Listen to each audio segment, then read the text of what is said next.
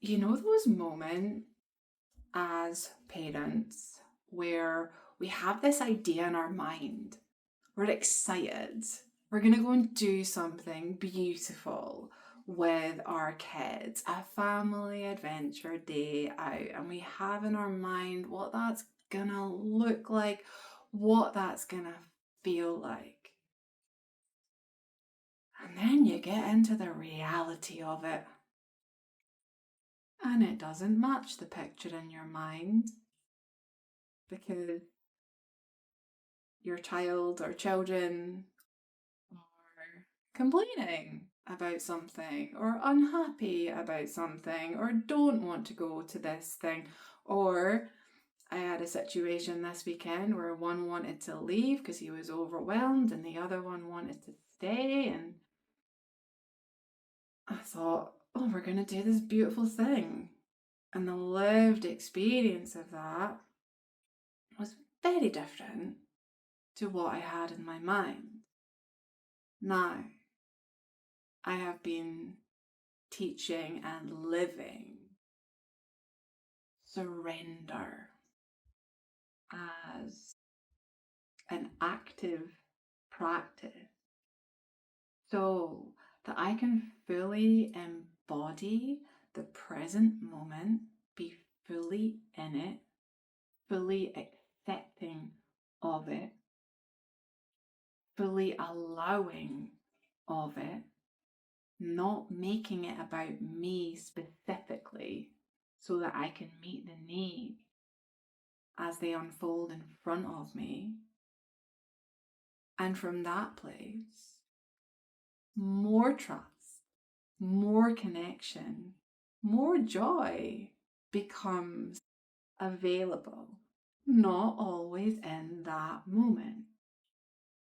And our ability to let go of the thing that we wanted, the way that we specifically wanted it to be, when there are other people involved. And this doesn't just go for kids, this goes for any relationship that we have.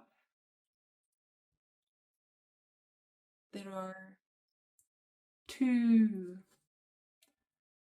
ways of being, in essence, right? And there's lots of ways of being, but when you boil it down, we can be coming from the perspective of how this impacts me, and that's not wrong. I want to really emphasize that. I'm going to say that again. That is not wrong. You get to have wants, you get to have needs, and you get to have them met. What we don't have control over is when or how those needs are met.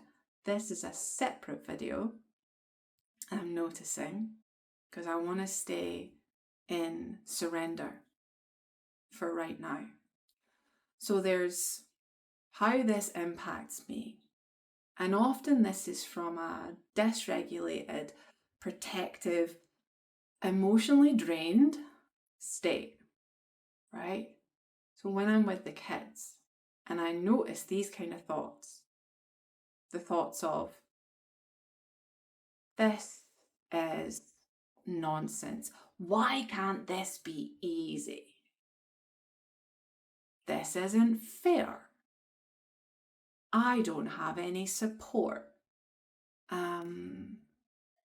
Why can't they just behave?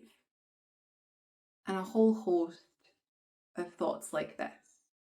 Maybe you can add your own to these, or you recognize yourself as having some of these, right? Because when we're in that dysregulated, self-orientated state in that moment, it's all about protection, and we're cut off from connection. Not right nor wrong, okay? I always want to really point to that. This isn't about adding shame on top of shame, right? We want to dissolve the shame. We want to get underneath it to where the connection really lives.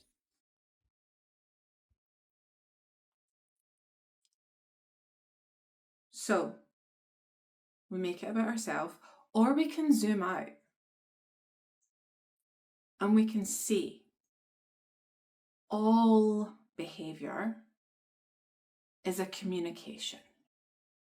It's not personal against me, my kid, or my friend, my partner, my parent, whatever the other person is. They're not actually behaving in that way against me, even if it feels like it directly is that, right? Like, truly, if you can really get to the essence of this idea that all behaviour is a communication, doesn't mean we need to accept unacceptable behaviour. Absolutely not. We have our own standards and our own boundaries, right? But all behaviour is a communication. And from that place, I get to get curious. So when my child is exhibiting a pushy behaviour, well, what are they actually communicating right now? I don't feel safe. Any fight, flight, or freeze response is I do not feel safe in this moment. My nervous system is dysregulated.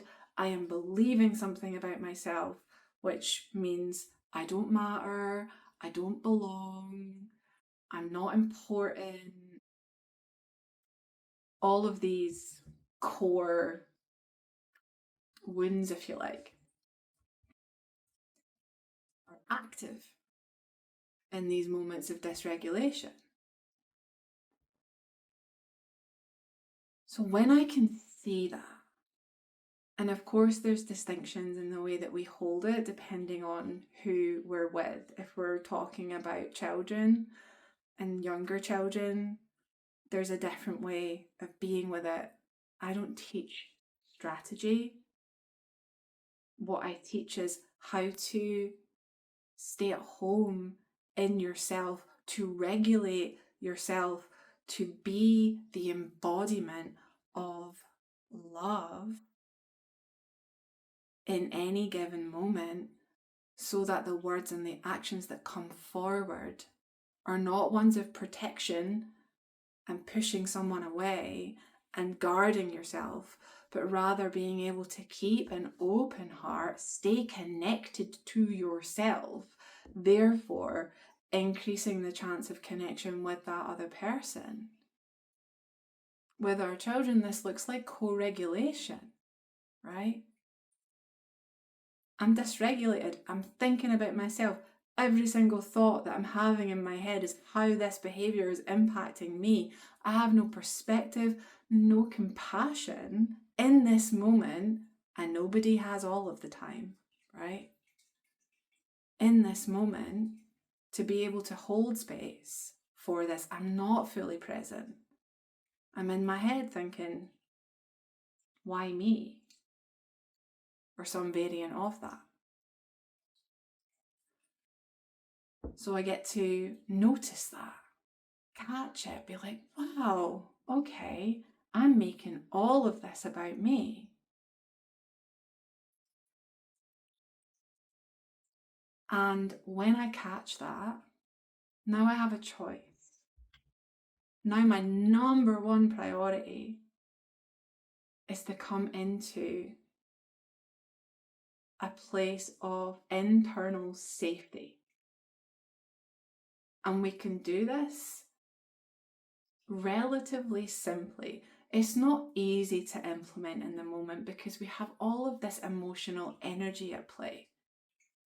But when we can choose to apply the effort, maybe it's a breathing pattern.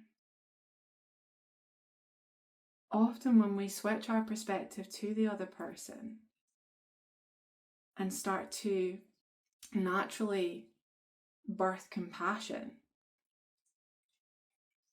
that brings us into that state of, okay, of calmness. You might have the thoughts running. For me, that's what it looks like. I can have thoughts running, but in my body, I have complete calm, complete centeredness, and complete safety. And then my thoughts catch up.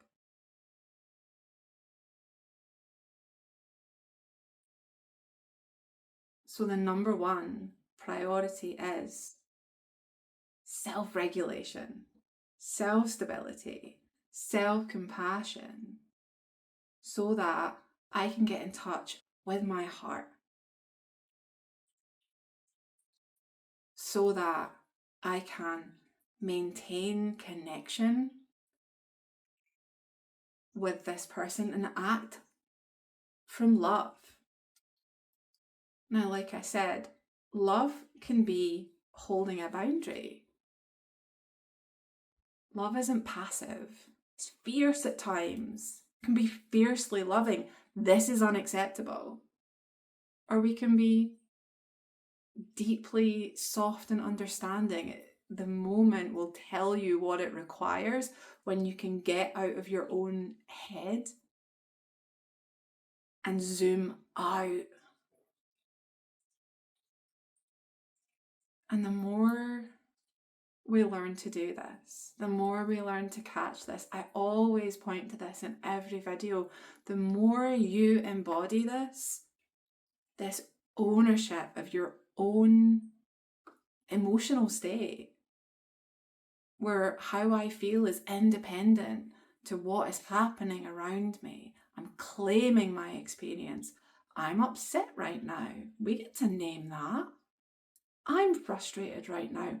I'm going to take a minute so that I can be here for you. We don't need to leave the room. We don't need to create any physical space. Parenthood is like the fast track to emotional mastery because we don't always get that time and space. We've got a person around us, sometimes all the time, for prolonged spells. And we can have this thought, I just need time for me. True. Right? Again, I don't want to point to like, oh, it's fine to just make yourself available all of the time and not create any boundaries or take any space. But let's get real here, right? We don't always have the luxury of time and space. We can have a child who can become dysregulated quite easily or needs to be next to us frequently for the safety and the stability. That can feel overwhelming. And we can see it as an opportunity to, again, it's a fast track to deepen our relationship with ourselves, to get to know our own nervous system, our own emotions, our own thoughts, our own triggers, and be able to dissolve them in a moment with love, with acceptance, with surrender.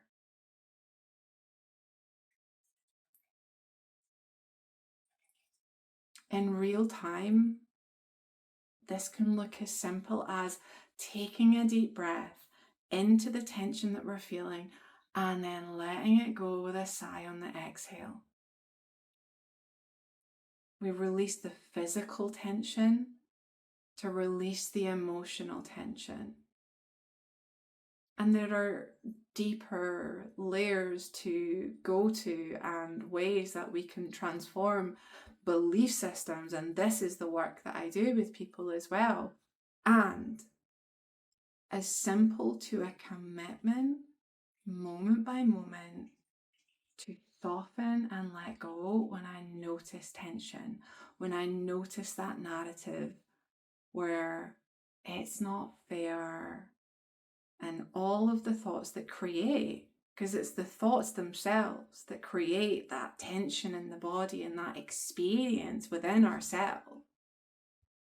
When we get committed to noticing that and being able to soften and release and think, what else could be true? Because our brain will find the answers to the questions that we plug into it, right? The neural pathways that are well carved can be reprogrammed to more empowered and frankly more true thoughts.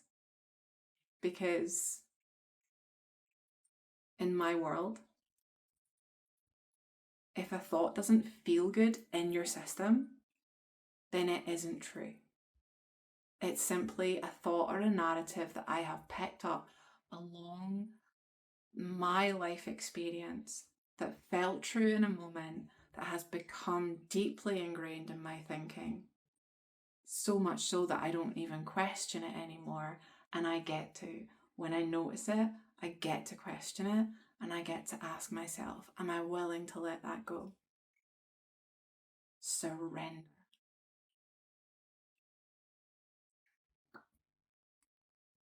It feels complete. I never know where I'm going to go with these videos, and it's always an absolute delight to share them. Thank you for being with me and for your commitment to invest this time in yourself. And I'd love to hear what has resonated with you. If you have any questions, any comments about anything that you've heard, love to hear from you. And if you want to explore going deeper into any of this work of surrender, of reprogramming the unuseful thoughts and beliefs, then you can reach out. My email is in the description. Sending you so much love.